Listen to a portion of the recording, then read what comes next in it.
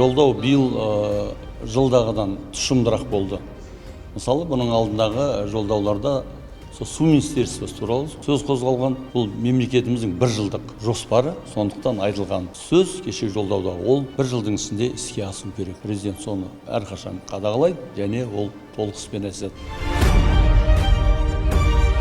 Кешегі жолдауды барлық жастар болып көрдік. Осы жылы бізге жастарға көптеген гранттар бөлінді. Оған біз қатты қуаныштымыз. Және де осы алған білімімізді болашақта жұмыс істеу арқылы дәлелдеп көрсетіп, осы Қазақстанға өте жоғары еңбек сіңіреміз деген ойдамыз.